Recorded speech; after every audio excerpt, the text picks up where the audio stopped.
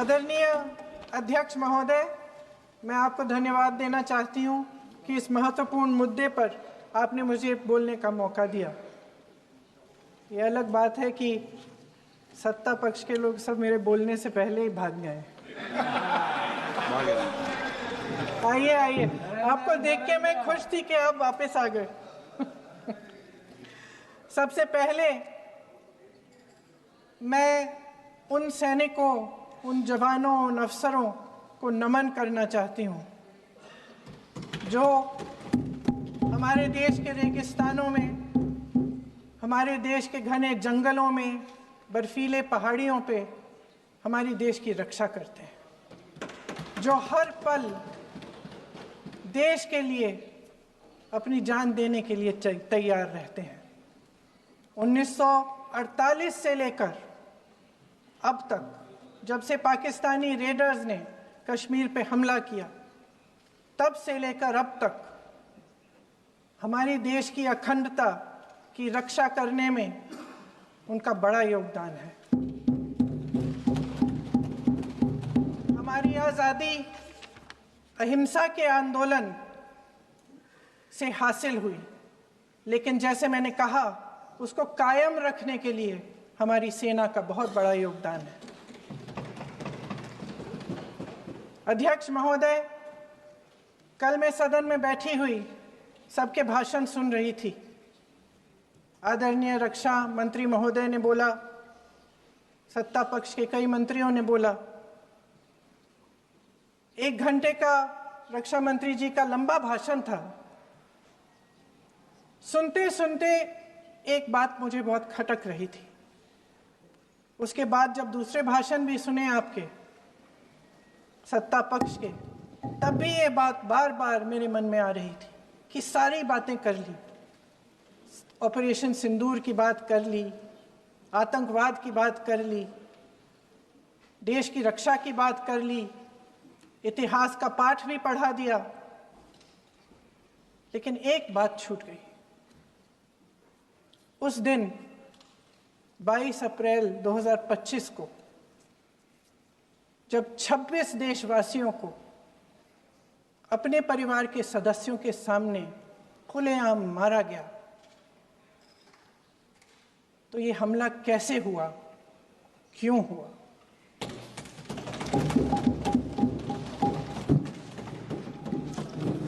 अध्यक्ष महोदय,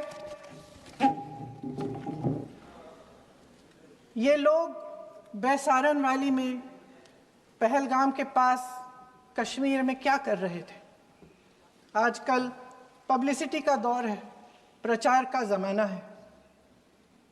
कुछ समय से हमारी सरकार ये प्रचार कर रही थी कि कश्मीर में आतंकवाद ख़त्म हो गया है, कि कश्मीर में शांति है, अमन चैन है। प्रधानमंत्री जी ने खूब भाषण दिए, देशवासियों को कहा कि चलिए कश्मीर चलिए, सैर करिए।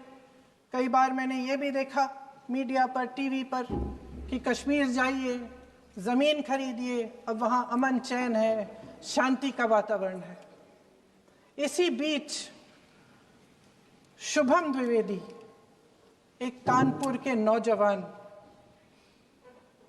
और उनके पूरे परिवार ने तय किया कि वो कश्मीर जाएंगे। शुभम द्विवेदी की 6 महीने पहले शादी हुई थी। उसकी पत्नी ने कहा कि उनके बीच एक ऐसा रिश्ता था, प्रेम और दोस्ती का ऐसा रिश्ता था कि वो एक दूसरे को बच्चों की तरह हंसाते थे। सोशल मीडिया पर एक वीडियो भी जारी है जिसमें पूरा परिवार एक साथ बैठा हुआ ताश खेल रहा है और ऐसे हंस रहे हैं कि उस वीडियो को देख के किसी का भी दिल टूट जाए कि इस परिवार को इस तरह से उजड़ने क्यों दिया हमने। 22 अप्रैल 2025 को बैसारन वैली में मौसम का मिजाज अच्छा था। जैसे हर रोज़ लगातार 1000 से 1500 लोग वहाँ पहुँचते थे, उसी तरह से उस दिन भी तमाम पर्यटक वहाँ पहुँचे। वहाँ का रास्ता आसान नहीं है अध्यक्ष महोदय जी, जंगल से जाना पड़ता है, पहाड़ों के बीच जाना पड़ता है, घोड़े से जाना पड़ता है। ये परिवार वहाँ पहुँचे, मौसम सुहाना था, उनके बच्चे ट्रैम्पोलिन पे खेल रहे थे, कोई जिपलाइन कर रहा था, कोई चाय पी रहा था, तो कोई कश्मीर की सुंदर वादियों की ठंडी हवा का मज़ा ले रहा था। शुभम अपनी पत्नी के साथ एक स्टॉल पे खड़े थे।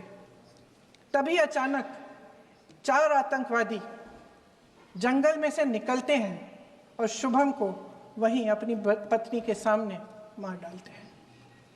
उसके बाद वे वहाँ से पूरे वैली में 1 घंटे के लिए लोगों को चुन चुन कर मारते हैं। किसी के पति को अपनी पत्नी के आंखों के सामने, किसी के पिता को अपने बेटे के सामने, चुन चुन कर 26 लोगों को मार डालते हैं। शुभम की पत्नी घबराकर वहां से भागने की कोशिश करती है, अपनी जान बचाने के लिए जंगल की तरफ दौड़ती है। वहां पता चलता है कि तमाम लोग जंगल की तरफ दौड़े हैं और अपनी जान बचाने की कोशिश कर रहे हैं। कोई अपने बेटे का हाथ पकड़ के पहाड़ों पर घसीटता हुआ जा रहा है, कोई कश्मीरी घोड़े वालों और गाइडों की मदद लेते हुए चले जा रहा है। कोई रास्ता नहीं है, कोई तरीका नहीं है, लेकिन किसी न किसी तरह से शुभम की पत्नी के शब्दों में किसी ऐसी शक्ति ने हमको बचा कर रखा कि हमें किसी न किसी तरह से हम अकेले नीचे पहुंचे। और मैं उनके लफ्ज पढ़ना चाहती हूं,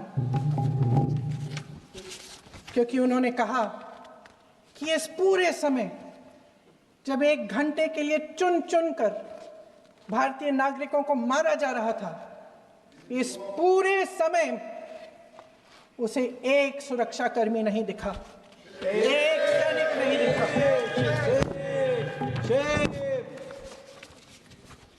शुभम की पत्नी ने कहा, कोट, मैंने अपनी दुनिया को खत्म होते हुए देखा। अपनी आंखों के सामने एक सिक्योरिटी गार्ड नहीं था। मैं ये कह सकती हूं कि देश ने, सरकार ने हमें वहां पे अनाथ छोड़ दिया था। सिक्योरिटी क्यों नहीं थी वहां? वहां पे एक सैनिक क्यों नहीं दिखा? क्या सरकार को मालूम नहीं था कि यहां रोज 1000 से 1500 पर्यटक जाते हैं? क्या सरकार को मालूम नहीं था कि यहाँ के पहुंचने के लिए जंगल के रास्ते से जाना पड़ता है? अगर कुछ हो जाएगा तो लोग वहां से निकल नहीं पाएंगे। एक चिकित्सा का इंतजाम नहीं था, फर्स्ट एड का इंतजाम नहीं था, कोई इंतजाम नहीं था, ना सुरक्षा का ना फर्स्ट एड का। इन लोगों को भगवान भरोसे छोड़ दिया गया। ये लोग वहां पे इस सरकार के भरोसे गए और इस सरकार ने उन्हें भगवान भरोसे छोड़ दिया।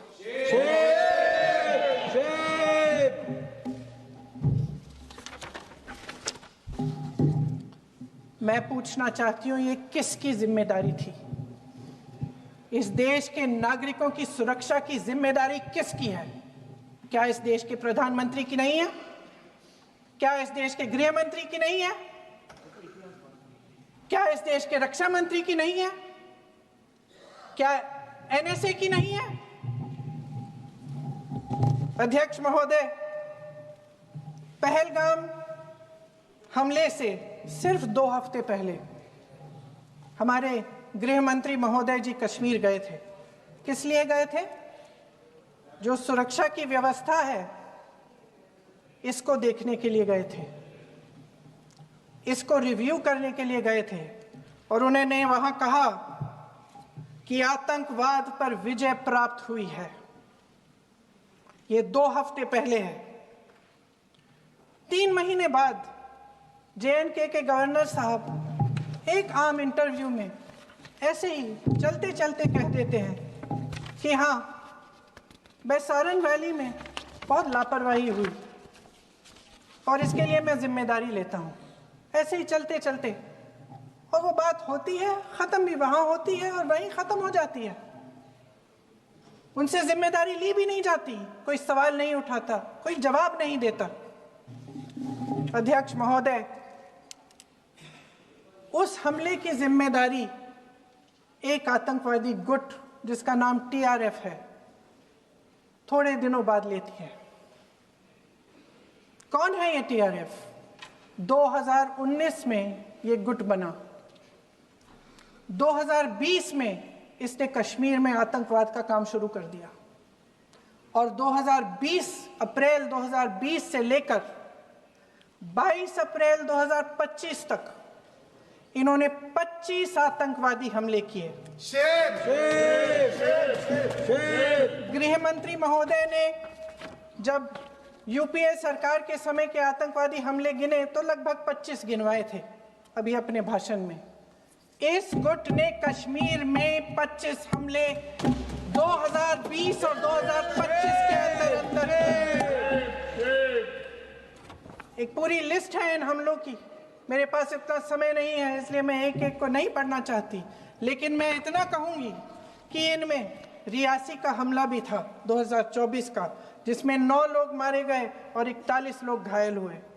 कुल मिलाकर 2020 से लेकर 22 अप्रैल 2025 तक टीआरएफ ने 41 सेना और सुरक्षा कर्मियों की हत्या की, 27 सिविलियन की हत्या की और 54 लोगों को घायल किया था। भारत सरकार ने टीआरएफ को आतंकवादी संगठन का दर्जा कब दिया? 2020 में दिया, 2021 में दिया, 2022 में दिया, 2023 में दिया। 3 साल बाद, 3 सालों के लिए ये आतंकवादी गतिविधियां कर रहे हैं और आप इनको आतंकवादी संगठन तब कहते हैं 2023 में। इसकी क्या वजह थी? ये सब सरकार के संज्ञान में था और आप मुझे बताना चाहते हैं, सत्ता पक्ष के नेता बताना चाहते हैं कि ये सब आपके संज्ञान में था, लेकिन कोई भी एक ऐसी एजेंसी नहीं है हमारी सरकार की जिसको पता चला कि ऐसा हमला, ऐसा भयानक हमला होने जा रहा है हमारे देश में, कि पाकिस्तान में बैठे हुए इस हमले की योजना बन रही है कि हम भारत जाके हैवानियत करेंगे, 26 लोगों को मार डालेंगे और हमें पता ही नहीं है। क्या ये हमारी एजेंसियों की विफलता है कि नहीं है? ये बहुत बड़ी विफलता है, एक बहुत बड़ी विफलता है। जानते थे कि ये गुट है, जानते थे कि 5 सालों से ये आतंकवादी हमले कर रहा है, अध्यापकों को मारा, आर्मी के बड़े बड़े अफसरों को मारा, आम जनता को मार डाला, पुलिस वालों को मार डाला, और आप इन पे निगरानी नहीं रख रहे थे। और ये जो एजेंसियां हैं इनकी जिम्मेदारी कौन लेगा? क्या आईबी चीफ ने अपना इस्तीफा दिया? क्या किसी ने इस्तीफा दिया? गृह मंत्री जी के कार्य क्षेत्र में आता है इंटेलिजेंस ब्यूरो। क्या गृह मंत्री जी ने इस्तीफा दिया? इस्तीफा छोड़िए, जिम्मेदारी ली।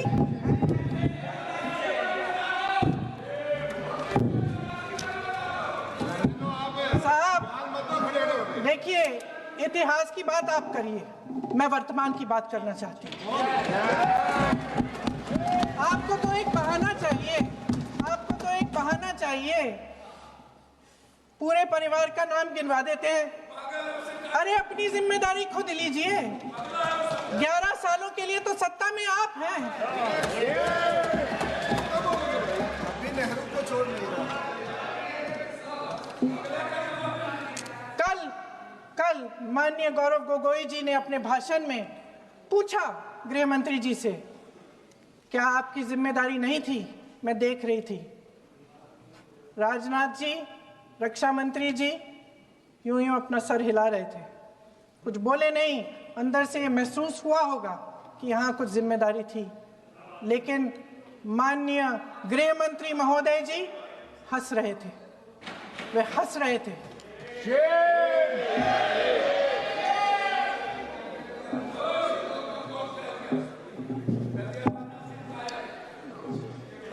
अध्यक्ष महोदय, कल सत्ता पक्ष और आज भी सत्ता पक्ष के नेताओं ने 2008 के मुंबई के हमलों का जिक्र किया, बार बार कहा कि मनमोहन सिंह जी की सरकार ने कुछ नहीं किया। ये तो जानकारी होगी ना कि उसी समय जब वो आतंकवादी हमला चल रहा था तभी उन आतंकवादियों को मार डाला था, एक बचा था और उसको भी फांसी दे दी थी 2012 में। महाराष्ट्र के मुख्यमंत्री ने इस्तीफा दिया। देश के गृह मंत्री ने जिम्मेदारी लेकर इस्तीफा दिया। एक जवाबदेही थी पब्लिक के प्रति, एक जवाबदेही थी इस देश की जनता के प्रति, इस देश की धरती के प्रति।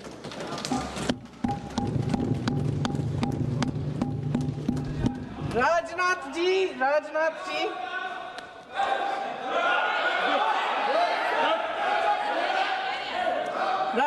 जी तो पुलवामा, उरी और पठानकोट के समय गृह मंत्री रहे थे।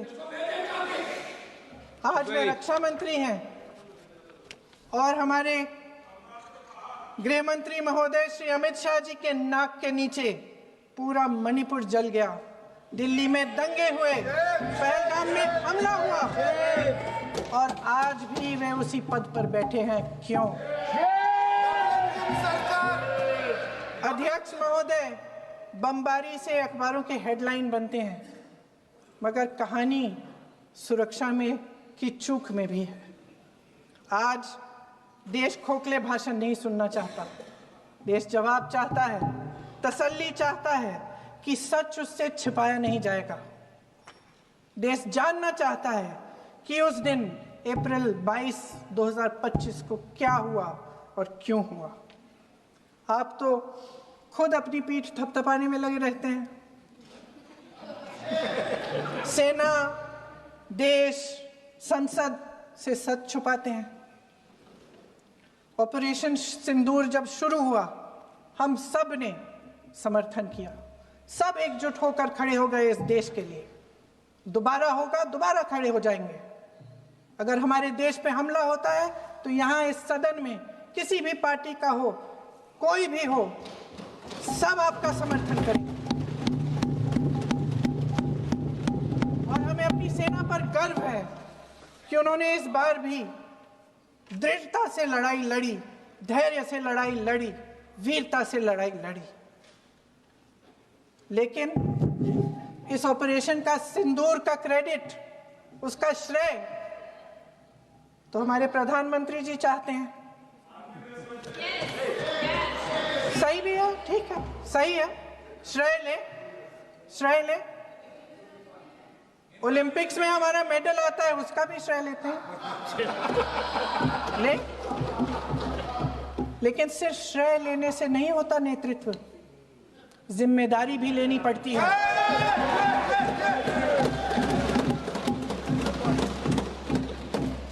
देश के इतिहास में ये पहली बार हुआ,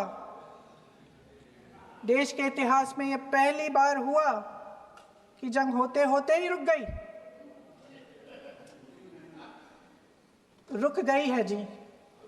और इस रुकावट का ऐलान हमारी सरकार, हमारी सेना नहीं करती, अमेरिका के प्रेसिडेंट करते हैं, अमेरिका के राष्ट्रपति करते हैं।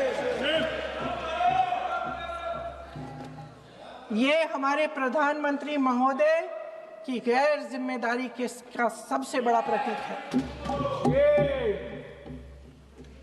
आज गृह मंत्री जी ने इस बात पर उल्लेख किया। उन्होंने कहा, उनके शब्दों में उन्होंने कहा कि पाकिस्तान के पास शरण में आने के बजाय कोई चारा ही नहीं था। आपने शरण दिया क्यों? वो आते हैं आपके देश के अंदर, लोगों को मार डालते हैं और आप उनको शरण दे रहे हैं। क्यों दिया शरण? इसका जवाब क्यों नहीं दिया है एक भी भाषण में? जैसे ये बात उठी, शरण की बात की, हमारे गृह मंत्री जी ने इतिहास में चले गए। नेहरू ने क्या किया, इंदिरा गांधी ने क्या किया, यहां तक कि मेरी मां के आंसुओं तक चले गए। लेकिन इस सवाल का जवाब नहीं दिया कि ये सीज फायर हुआ क्यों, ये जंग रुका क्यों, और तब क्यों रुका जब दुश्मन के पास कोई चारा नहीं था हमारे श्रेय में आने के बजाय। क्यों रुका ये जंग? इसका जवाब नहीं दिया। धन्यवाद। आप देंगे?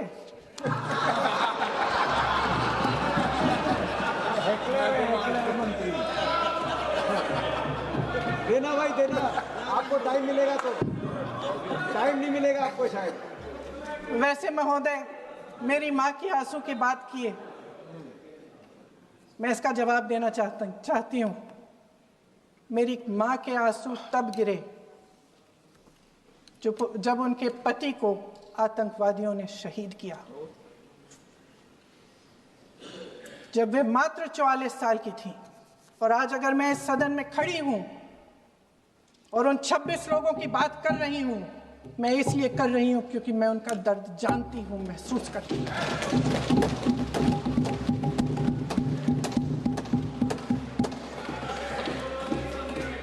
अध्यक्ष महोदय, मैंने कहा कि देश का नेतृत्व सिर्फ उपलब्धियों का श्रेय लेने से मजबूत नहीं होता। सफलता और विफलता दोनों की जिम्मेदारी लेने से बुलंद होता है। ये सोने का ताज नहीं है, कांटों का ताज है। अध्यक्ष महोदय, जब सरकार झूठी और कायर हो तो वे बहादुर से बहादुर सेना के साहस और पराक्रम को भी कमजोर कर देती है।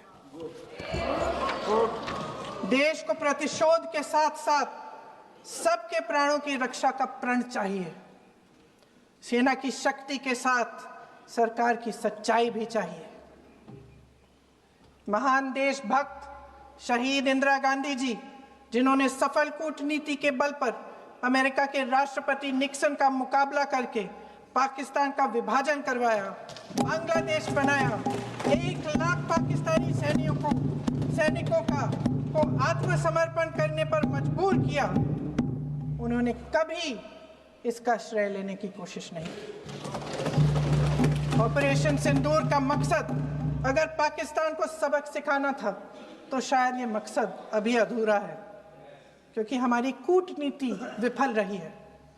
इसका प्रमाण यही है कि ऑपरेशन सिंदूर के बाद एक पाकिस्तानी जनरल, जिसके हाथ खून से रंगे थे, अमेरिका के राष्ट्रपति के साथ बैठकर लंच खा रहे थे। अगर ऑपरेशन सिंदूर का मकसद आतंकवाद को खत्म करने का था तो पाकिस्तान को संयुक्त राष्ट्र के आतंकवाद विरोधी समिति का अध्यक्ष चुने जाने से इस मकसद को धक्का लगा है। इसकी जिम्मेदारी कौन लेगा? क्या हमारे प्रधानमंत्री लेंगे? क्या उनमें ये हिम्मत है? नहीं है। अगर इस ऑपरेशन के दौरान हमारे जहाजों का नुकसान नहीं हुआ तो सदन में इसे साफ साफ कहने से क्या डर है? क्यों नहीं कहा है? कल भी रक्षा मंत्री जी ने कहा कि हमारे इंफ्रास्ट्रक्चर का नुकसान नहीं हुआ, तो जहाजों के बारे में भी बता दें, साफ साफ बता दें, क्या हर्ज है? सच्चाई तो है। सवालों से बचने के लिए ये सरकार हमेशा प्रयास करती है। इसकी राजनीतिक कायरता बेमिसाल है। देशवासियों के प्रति जवाबदेही का एहसास ही नहीं है। सच्चाई ये है कि इनके दिल में जनता के लिए कोई जगह नहीं है। सब राजनीति है, सब पीआर है, सब प्रचार है, सब पब्लिसिटी है। देश की जनता के लिए आपके हृदय में कुछ नहीं रहा। बहुत समय हो गया है आप इस प्रचार में ही लिप्त हैं, जनता को देख नहीं पा रहे हैं। जी माननीय, जो पहलगाम में हुआ, खत्म करती हूँ, जो पहलगाम में हुआ उससे हर एक देशवासी के दिल पे चोट पहुंची है। हिमांशी नारवाल की गुहार ने हम सबको शर्मिंदा किया है। इसीलिए मैं आज यहाँ खड़े हुए एक आखिरी बात करना चाहती हूँ।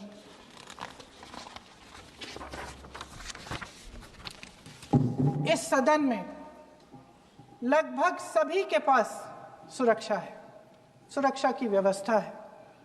हम जहां भी जाते हैं हमारे साथ सुरक्षा कर्मी आते हैं। आपको भी मिल जाएगी, आप मंत्री बन जाएंगे, आपको भी मिल जाएगी। मैं मजाक की बात नहीं कर रही हूँ, थोड़ा सा धैर्य रखिए। उस दिन पहलगाम में 26 परिवार उजड़ गए। 26 लोगों को अपने परिवार के सदस्य के सामने मारा गया। 26 बेटे, पति, पिता गुजर गए। उनमें से 25 भारतीय थे। भारतीय थे।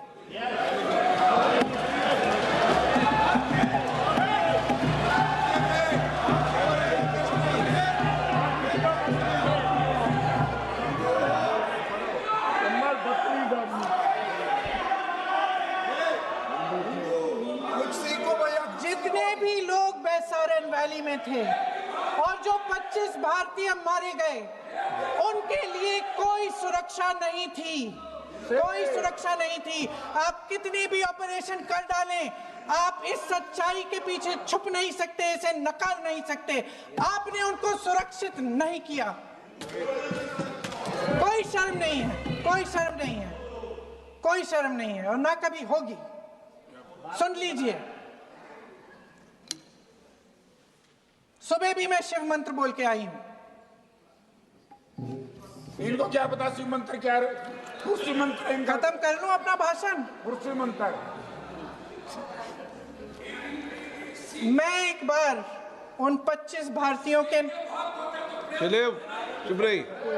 मैं एक बार उन 25 भारतीयों के नाम इस सदन में पढ़ना चाहती हूं, ताकि यहां बैठे हर सदस्य को यह एहसास हो कि वे भी हमारी तरह इंसान थे, किसी राजनीतिक बिसात के मोहरे नहीं थे। वे भी इस देश के बेटे थे, वे भी इस देश के शहीद हैं। उनके परिजनों के प्रति हम सब की जवाबदेही बनती है। उन्हें सच्चाई जानने का हक है। समीर गुहा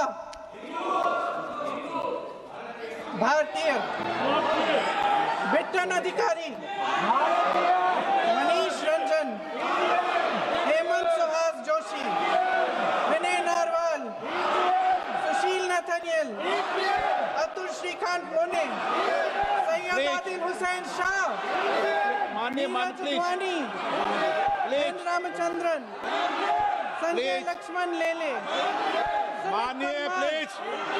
दिनेश अग्रवाल, दिलीप दिल से, प्रशांत कुमार सतपति, JS चंद्रमौली।